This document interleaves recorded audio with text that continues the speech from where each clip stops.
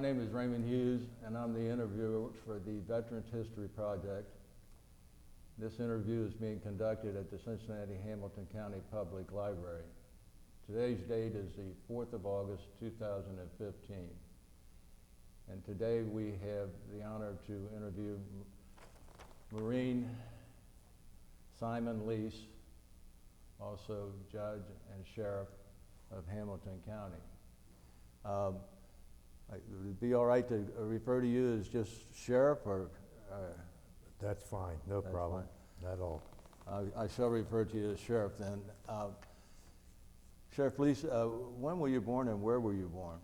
I was born on June 12th, 1934 in Cincinnati, Ohio, right here in this city. I see. And where were you living when you were born? At the time I was born, we lived on Riddle Road in Clifton, and stayed there for until I was about 7, 8 years old. I see. And what were your parents' names? My father's name was Simon L. Leis Sr. My mother's maiden name was Ida Pilger, P-I-L-G-E-R. I see. And did you have siblings? I have 5 sisters. I see. No brothers, but I was very nice because my dad kind of spoiled me. Yeah, I was going to say it could be a tough life. And what did your father do for a living? My father was an attorney. He was also at one time a city councilman. And he spent a number of years as an elected judge in Hamilton County, Common Police Court. And obviously with 6 children, your mother was a... My mother was a housewife. Right. And where did you go to school as a child? I went to Annunciation School in Clifton. Then when we moved to Western Hills, I went to St. Catherine's Grade School. From there I went to St. Xavier High School. From there I went to Holy Cross College for about 2 years. Transferred to Xavier University and received my degree from Xavier University in 1956. 1956. A question that we usually ask most veterans is, do you remember Pearl Harbor Day and where you were and what you were doing? I remember it very distinctly because at that time we were living on Riddle Road. I was probably 5 or 6 years old. I was sitting on the front porch and a newspaper boy came running down the middle of the street yelling, "We're at war, we're at war. Pearl Harbor was bombed." And that's how I found out about the World War. I see. So after you graduated from college, did you join the military? I joined the United States Marine Corps. Smartest move I've ever made in my life. I see. And was there any reason why you joined the military? The Marine Corps? I wanted the best. I'm that type of person that I want the best of everything, and there's no question about it. The Marine Corps is probably the finest military organization in existence. And I wanted to be an officer, so I signed up for the Officer Candidate School. I went through their program there. Where did you go through Officer Candidate School? Officer Candidate School was at Quantico, Virginia. I spent almost 3 months in basic in the candidate school to become an officer. And once I passed that candidate school, then I went to basic school at Quantico for about 8 or 9 months. Now, what was the date that you actually joined the Marine Corps? It was 1957. I see. And you went through basic where again? At Quantico, Virginia. And Officer Candidate School. And how long was basic then at?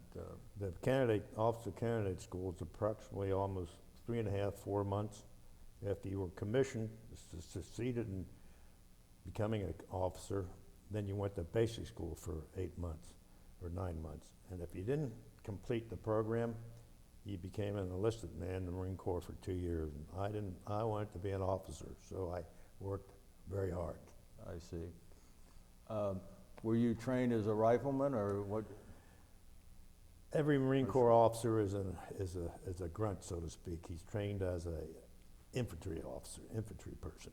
I see. And from basic, where were you stationed?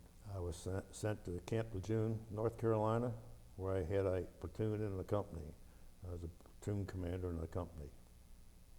If you would, then relate your military experiences to us with, from one event in one place you were Sure. stationed to another. I was at Quantico for about 4 or 5 months. I was an infantry officer once I got there in 1958. In that year, the Marine Corps keeps a reinforced battalion afloat in the Mediterranean at all times because of all the different circumstances out in that area of the world where emergency occur periodically. And I happened to be assigned to a battalion that went aboard a ship to be one of those reinforced battalions during the summer of '58. And Eisenhower, who was president at that time, sent us into Beirut, Lebanon in 1958 because of the nature of the circumstances over there. They were afraid full warfare was going to break out. And they sent us into Beirut, Lebanon. I'll never forget it as long as I live. I had only been married about 3 or 4 months, and they told us we were going into combat. I thought to myself, what the hell did I get myself into? I don't even know what married life's all about. So I remember crawling over the side of the transport ship on the net, going down to the landing craft, and thought to myself, oh boy, here we go. So we hit the beaches. Our objective was at Beirut International Airport at that time. And we hit the beach, and it's like, it'd be like a battalion of Marine hitting the Greater Cincinnati Airport. The airport was in full operation, and we came storming ashore.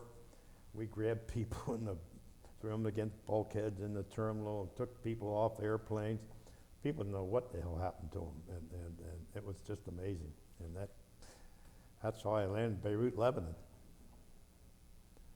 If I recall my history correctly, there were a couple hundred Marines killed in Lebanon during Not in '58.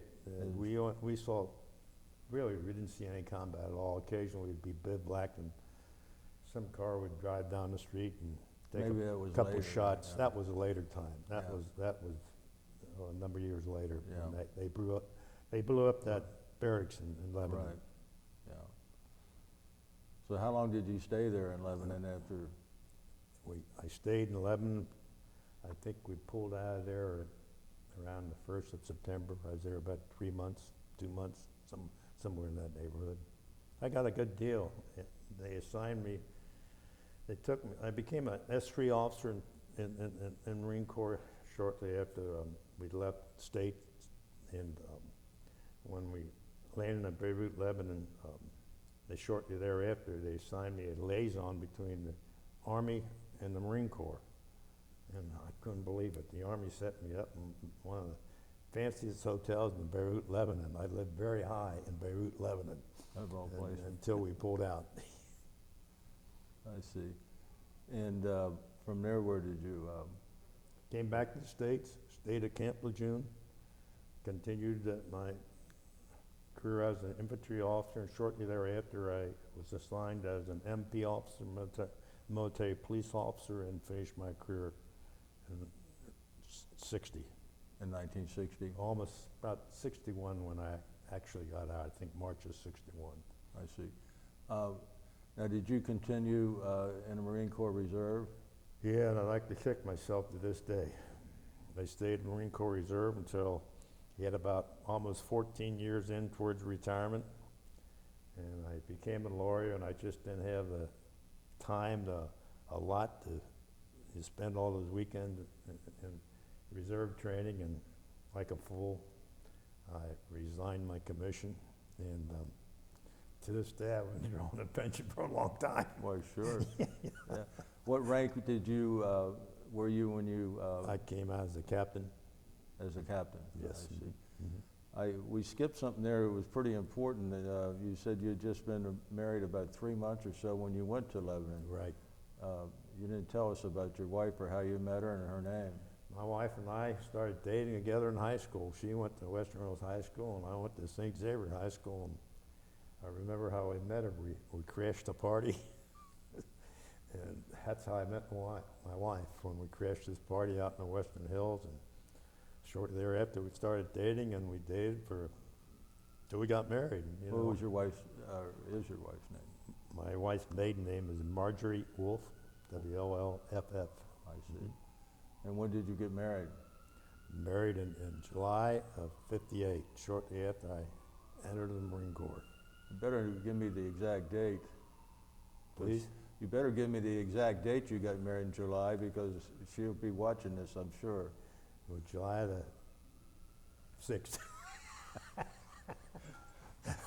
Okay, you got that. I'm pretty sure. Uh, and you have how many children, sir? I had 4 children. Shortly after we got married, matter of fact, right after I came back from overseas, shortly thereafter, I should say, we had a baby boy. He was born in Camp Lejeune, and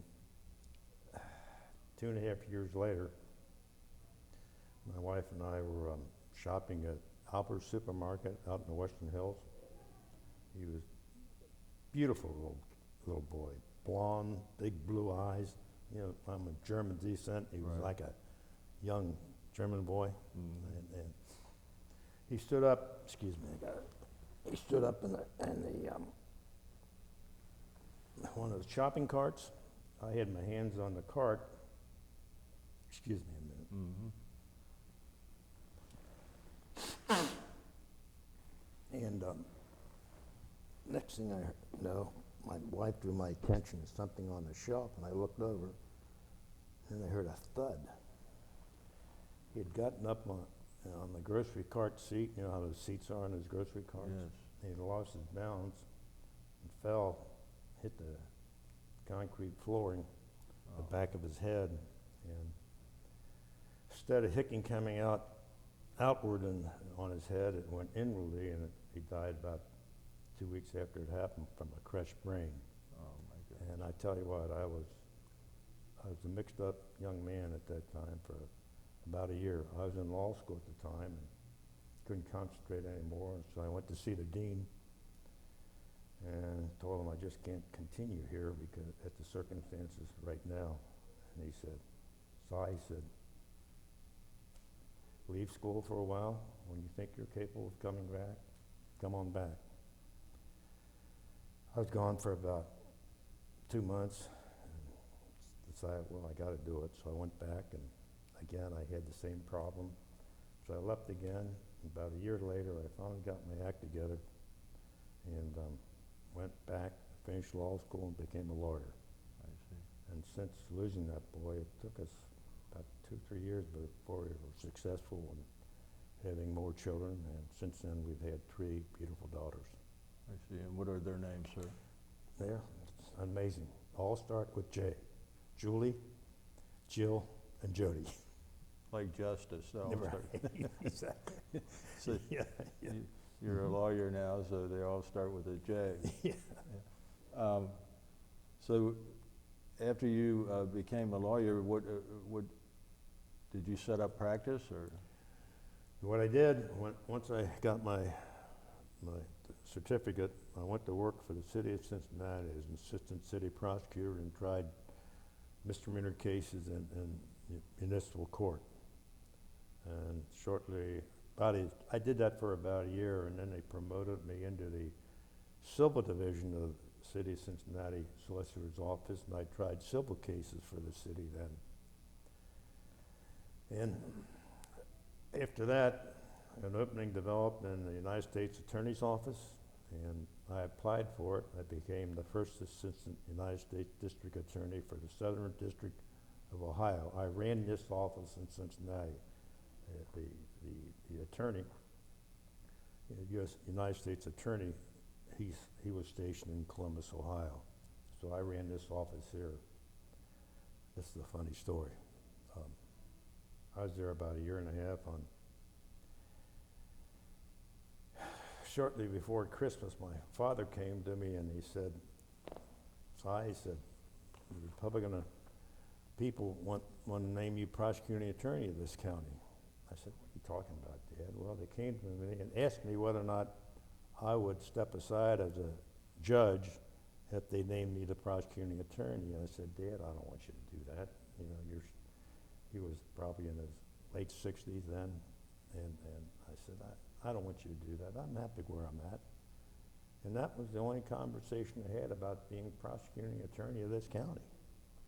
On Christmas Eve day, I'm walking out of the federal building on Walden Street, and I remember this distinctly because the paper couldn't even spell the word become correct. Headlines in the Cincinnati Post, Time Star, Leis to become prosecuting attorney. That's how I became prosecuting attorney of this county. And What year was that? that was 1972, somewhere in that neighborhood. And I stayed there for almost 13 years as prosecuting attorney, the greatest job in the county. Love that job. But that job is one that has a lot of pressure to it. Mm-hmm. I mean, you can stumble and make major mistakes and lose an election if you don't handle it right.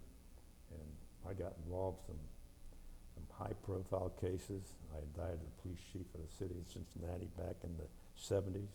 You what? I indicted the police chief of the city of Cincinnati back in the 1970s, about 77. Had I lost that trial, I would have been the next prosecutor, because that was a case back then that divided the whole city. Half the city supported the police, the other half didn't support the. What was his name, sir? Carl Gooden. Yeah. Chief Carl Gooden back then. I was a close friend of the man. I worked with him very closely, and it all started because somebody wrote the Enquirer a letter alleging certain issues back then. They really basically weren't against the chief, and the city manager came to me when I was a prosecutor at that time and asked me if I'd look into the matter. I said, certainly I'll look into the matter. And I thought, based upon what the contents of the letter were, I'll be able to find out who wrote that letter and charge him with making false statements. Well, the investigation started changing as we got into it in depth. It started pointing towards the chief. And I'll never forget that as long as I live and I think it was, I'm not sure what the month it was, but anyway, during the summer, I think of 77,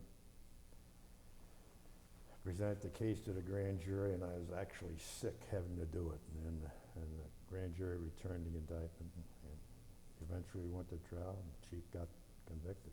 What were the charges?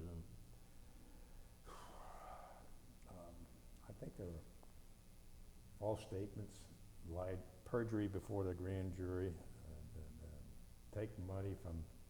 He was taking money from the helicopter cops and using it for his own benefit. So basically, it was taking money and perjury. He had a lieutenant that falsified records for him, and the poor guy was just supporting his boss, and he got nailed too, unfortunately.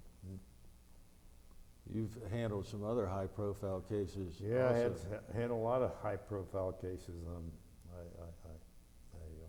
prosecuted Larry Flint, Yes. and that was a big case in this city. In fact, they had national implications. Yes. And we convicted him, and I'll never forget is that I got inundated with calls to go on national talk shows.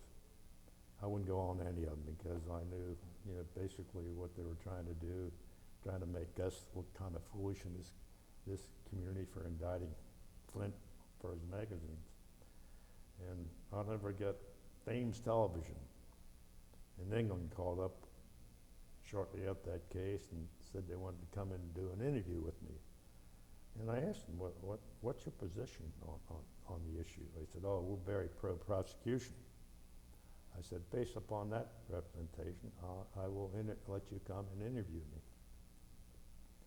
They sent a whole team in the Cincinnati. It was, I think, 5 or 6 people that were part of the entourage, and they spent time with me. They spent time in my home. They went to church with me and spent time in the office with me. And I made them promise that when they aired the program in England, they'd send me a copy of what they aired. I'll never forget as long as I remember when I watched that program. The first 15 minutes was very, very nice about my family and what I stood for and that type of thing. And the last 15 minutes, they had Flint with all his nude girls and upset me no end that they associated me with him and all that nudity on that program. And I'll never forget that as long as I live. And, you know, it's funny, they made a show of that case. The Hustler case, it was actually a movie they produced, and it ran in different parts of the country. I've got the copy of that film on a DVD in my house, and I have never watched that show because I know it was a slam at me and a slam at our community. So I've never watched it, and I doubt if I ever will watch it. You know, it's kind of amazing. I'll tell you a funny story. Then we got involved in the Maplethorpe case. I was sheriff at the time. Okay. Yeah, I was sheriff at the time, and we did the investigation, seized some of those nude photographs that Maplethorpe had exhibited down here at the what's the name of that place? Contemporary Art Center? Yeah, Contemporary Art Center. That's where they had. We seized it. All hell broke loose. People were just mad at us and everything else. But anyway,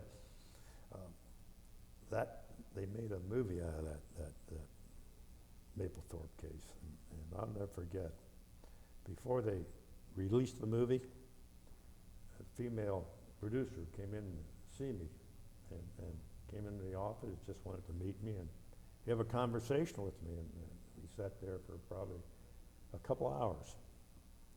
And she then left, and then I found out she went back to California, and the movie was ready to be released, totally changed the production of the movie, redid the whole movie, and it was a fair representation of what occurred. It was a fair representation of myself.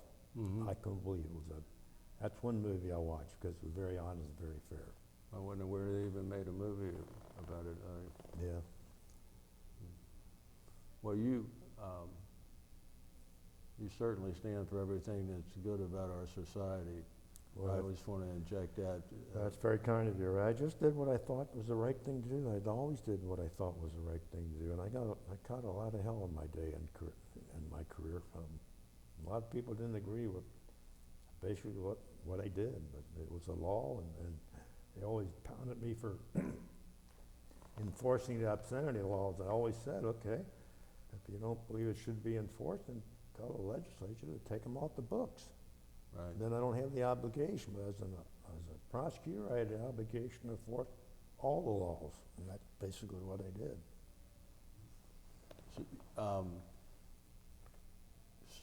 So you went from being the prosecutor, I went from prosecutor, became a judge. and I was elected judge, and after 2 years, it was very interesting. It was very, I was a common pleas court judge. I tried murder cases and contract cases and negligence cases, and after the second year, it started getting boring because the only thing that happens, same things repeat themselves. The only difference is you have different people who are part of that trial. And after 4 years, I was about ready to climb the wall because I was so bored. And the sheriff's job opened up, and I applied for it, and they gave it to me, and I was there for 25 years. They had a 25 years, the longest tenure in the history of the county. What were those years? It was 1987 to 2000, and let's see, I retired 2 years ago. It would have been 2013. And any significant cases you would want to discuss from the sheriff's? A lot of cases. Every day. Yeah, every day type. Maplethorpe originated when I was a sheriff. Yeah, other than that, I had so many cases, they all kind of run together. Yeah. I took great pride in the sheriff's office because I ran it like a Marine Corps company.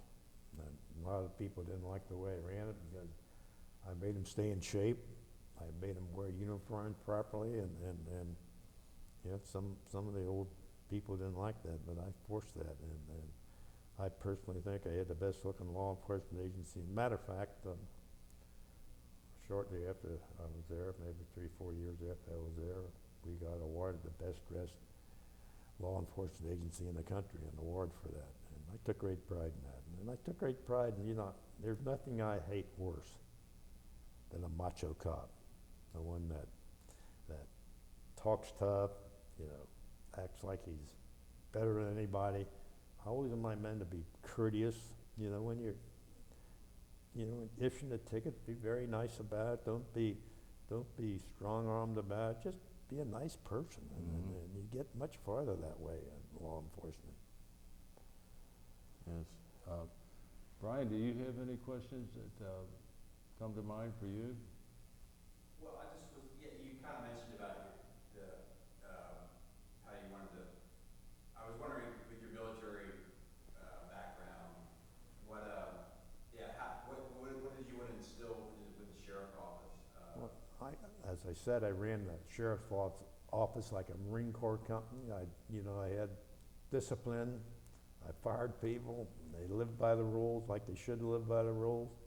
They looked the part of a Marine, but in the sheriff's uniform, short cropped hair, no tattoos showing on the arms, no beards, mustaches I'd tolerate, but I wasn't very happy about them. I just made them look sharp, that's all. You were talking about you wanted to join the Marines because you thought that was the best outfit. That's what I wanted to do. I was wondering, growing up, what was your exposure to military, that kind of thing? Really didn't have any. My dad was in the Army, but I never knew much about his Army career. But I just, I like the military. I'm a structured guy. I'll be honest with you. Had I not been a married man, I wouldn't have been a lawyer. I would have been a career Marine Corps officer. I like structure, and I raised my family with structure, and it's just me. That's my personality. I know I have a couple more questions. I have to think about that. Go ahead. I hope you don't mind this comparison, but this is the first time we've met, and sitting here listening to you and watching your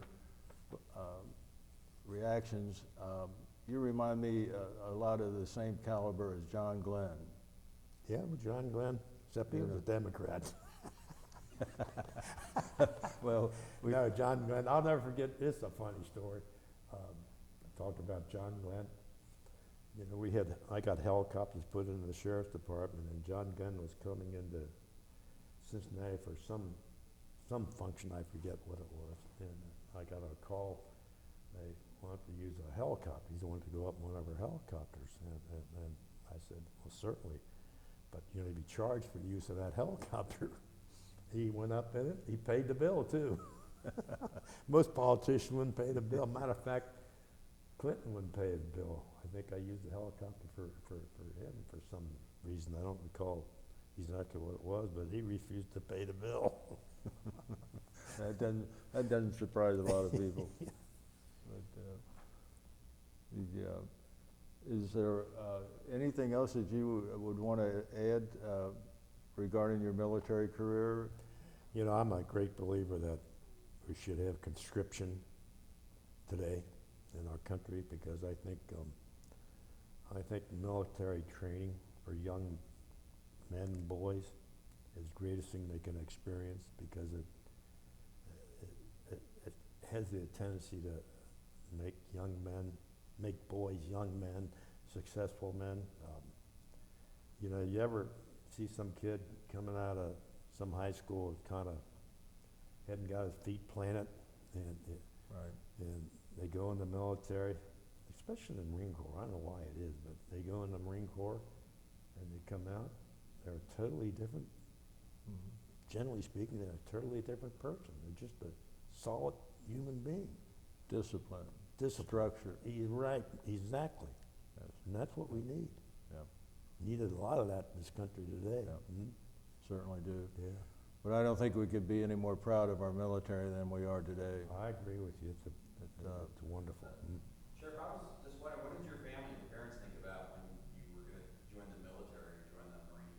You know, They- my dad was very enthusiastic about it. My mom, you know, she's enthusiastic about it. And I'll never forget, in Beirut, Lebanon, to begin with, I bivouacked in the dock area in Beirut, and one of these guys with these cameras came along, you know, like the monkey camera type thing, and he took a picture of me. I got him to take a picture of me. I sent the thing home, and I'll never forget going in my dad's chamber after I got off active duty. He had this big blown up picture of me in a Marine Corps uniform in the docks at Beirut, Lebanon. That's how proud he was. He was very Sure. proud of it. As a kid, I gave him a lot of trouble. You know, I was kind of immature and Mm. there were very few things I wouldn't do, and got myself in petty any trouble, and Right. yeah, but I became very proud once I went in the Marine Corps. Yeah. Yeah. I'll never forget one time we were doing construction work next to my house, you know, digging trenches, and they had a big steam shovel out there, and a couple of us kids, we jumped up in that steam shovel and started the damn thing and didn't know how to turn it off. And we ran like hell. So an officer came and finally turned it off. I never told him that one. Well, this is not really military related, but what was it like going to St. X at the time that you were attending there with It was downtown here. It was downtown on Sycamore Street. You know, how strict was St. X back then? very strict, very strict. I've went to jug quite a few times. You know, that's why you stay after school. I'll never forget another story. I thought I was a tough boy, and this scholastic, you know, you were taught either by Jesuit priests or Jesuit scholastics who were studying to be priests, and he caught me doing something, so he sent me to jug, but he said, I'll give you a choice. If you don't want to go to jug, come to this classroom and you'll take 10 swats. So I thought I was a tough boy. He said, give me the 10 swats. I went in that classroom. He had a whip, a braided handled whip, leather whip that had 3 strings coming out with knots in them. He said, drop your pants. I dropped my pants. He said, bend over. And I had my underpants still on. And he whacked me with that thing. I never had something hurt me so much as that whip. He hit me a couple of times and said, his name was Mr. Savage. I remember his name distinctly. I said, no more, I can't take any more. So he let me go. But that's stories you remember. His name fitted the punishment. Yeah, exactly. Savage. Yeah. The guy kind of took a liking to me because I played football for him, and I got hurt one time playing football in a game, and he come bounding out of the stands to make sure I was all right. But, you know, Yeah. yeah. After you got out of the Marines, did you know that you wanted to go into law? Yeah, I did. Excuse me a minute.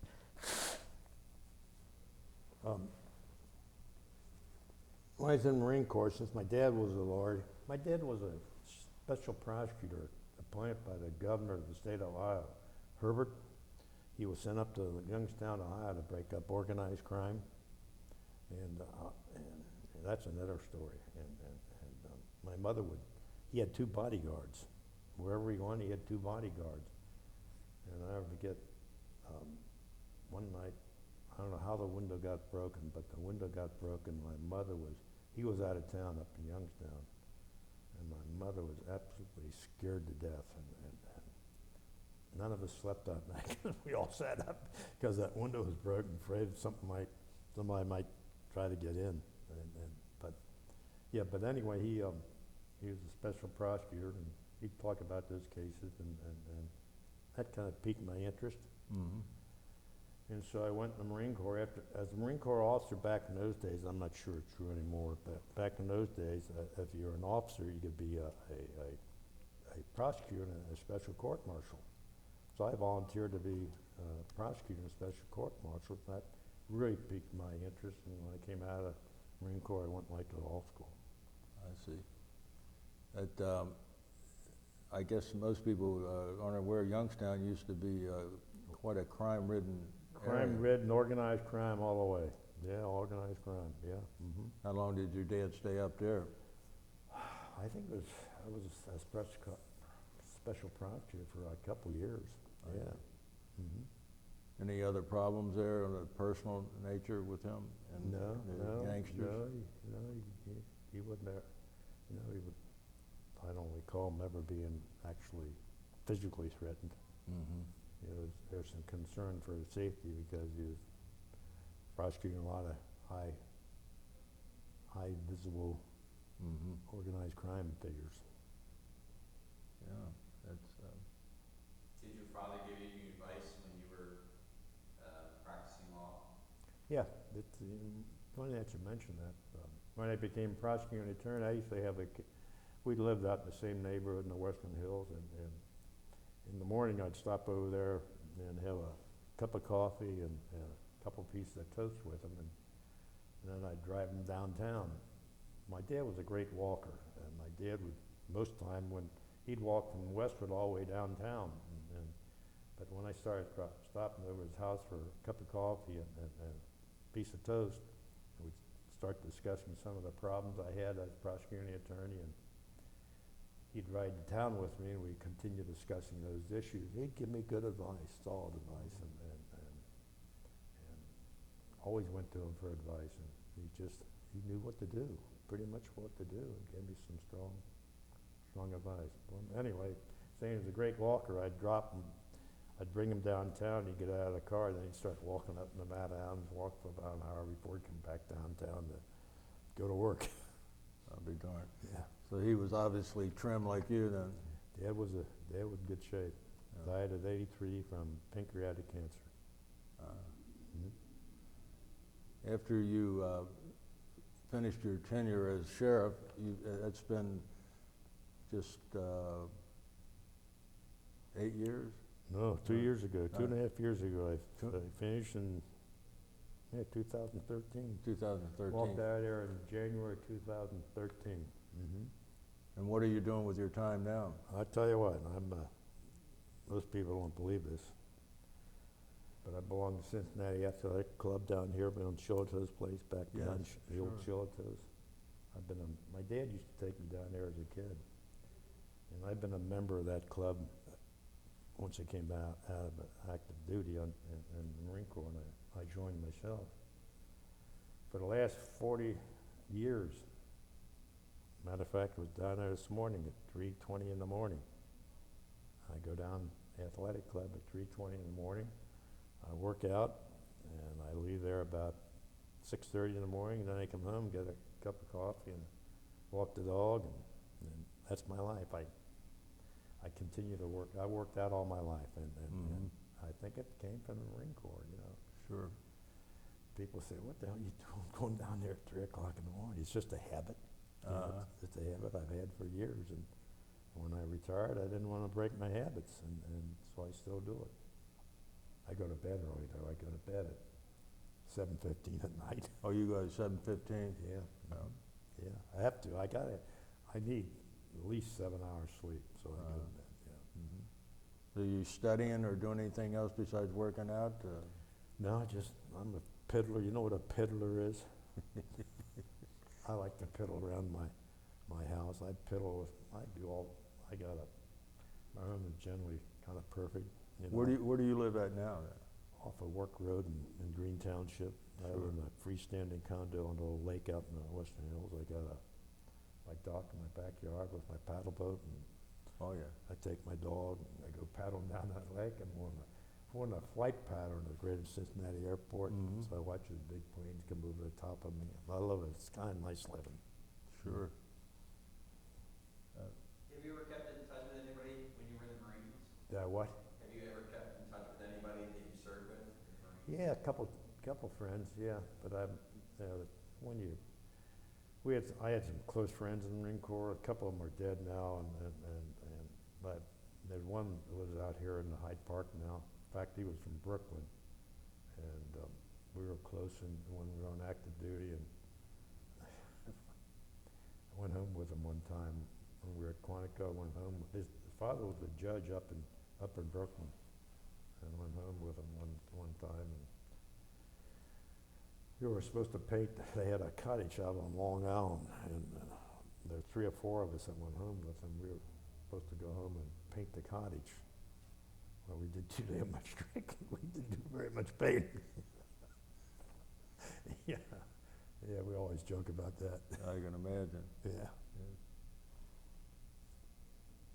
Brian, do you have anything else you'd like to ask? I just want to kind of back up a little bit. When you first went in the Marines, where did you go first? Quantico, Virginia. And you were there for how long? I was there for a little over a year. Mm-hmm. And what were some of the things that you were doing? Were you just taking classes, or were you? I went through officer candidate school for about 3.5 months. And we were taking classes, a lot of physical fitness, marching and running, and one time, one of the, that's another funny story. Toward the end of officer candidate school, you go on a forced march, and it's one of those forced marches that you don't complete. A lot of people fall out of those forced marches because you're in full combat gear, and it's long. They're long marches. And if you don't complete it, you're out of the program. You become a enlisted man. And I had guard duty the night before we were on that forced march, and I got assigned that damn BAR. That's that heavy weapon. I don't know if you're from your day. They don't have that anymore, but the BAR was a heavy weapon. I had to carry that thing in that forced march. And towards the end of the march, we were going up a long hill. And I was having a hell of a time. I started falling behind. There's the DI. I'll never forget him. And he saw me lagging behind me. He came up behind me and took his size 10 boot and booted me right in the ass. I mean, he booted me hard too. I'll tell you what, I led the platoon all the way in. That did it. Yeah. Oh my gosh. When you were at down there going through basic, you don't remember a drill instructor by the name of NATO, do you? N-A-D-E-A-U, NATO? Mm-mm. He was on Time magazine as I remember him. No. No. being one of their better drill instructors. Yeah. It was during my time of being in the service. I remember his name distinctly, but I'll tell you about that later. And then after Quantico, you went to, is that when you went to Beirut? Went to Camp Lejeune. I signed a rifle company at Camp Lejeune, and after there, about 3 or 4 months, the battalion shipped out to Beirut, Lebanon. So, how was had you handled a weapon before you were in the Marines? Did you have much experience with that? No. Mm-mm. No, I wasn't a weapon guy. And, to this day, I'm not a weapon guy, and I don't particularly firing weapons. A lot of people go to rifle ranges and pistol ranges and get a lot of enjoyment out of that. The only weapons I really enjoyed firing were the BAR, not the BAR, but the bazooka, where they had tanks out there, and you get to shoot that round at one of those tanks out there. I enjoyed that, and then I enjoyed firing a free machine gun where they give you a free traverse where you can move it around as much as you wanted, and you weren't limited to how far you could traverse it. Just fired those things and see all those rounds going out there, tearing up things out in front of you. That was enjoyable. But to shoot I had to qualify, and when I was the sheriff, I had to go every year to qualify on the range. So every 6 months to qualify with a pistol, revolver, and I didn't find that to be that You used a Garand rifle then while you were going through basic? I had the M1, yeah. M1 M1, Garand. yeah. Mhm. That's Yeah, what I carried. yeah. And when they sent you to Beirut on your mission, what did you have on you for the invasion of the takeover of the? And M1, M1 and a pistol. Did you have any confrontations there or any actual battle? The only confrontation we'd have is like, you know, wherever we were bivouacked, occasionally a car would drive down the street and somebody take a shot at you and that was it. There wasn't any full combat at all. What were the circumstances of that? Was it political or? It was, the president of Lebanon asked Eisenhower to send the troops in because I think he was afraid he was invaded by Syria or Iraq or somebody over there. I see. That's a part of history that isn't too much written about. No. No. Did you have much, when you were like kind of there for 3 months, like sort of occupying, did you have any encounters with the civilians or anything? Was there any tension or anything? Because of No, the not presence? really, other than the crazy people that occasionally drive by and take a shot at you. That, you know, I'll never forget that city. That's an unbelievable city. You know, you take a line and draw it down the middle of the city, and boy, beautiful on this side of the city, gorgeous, because it was a vacation spot for people out in the Mediterranean. And on the other side was the worst of slums. That's what amazed me about that city.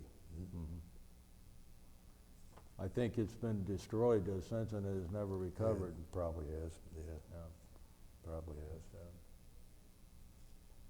Well, do you have anything else you want to add? You got me to talk an awful lot, Ray. Yeah. Well, I want to tell you, this has been a wonderful interview and enlightening and educational, and I compliment you on the way that you have represented the United States Marine Corps. Thank you. Yourself. Thank you. And the way you represented our community. Thank you very much, Ray. And I want to thank you personally for that, and thank you for the service to our country too. So. Thank you very much. Very kind of you.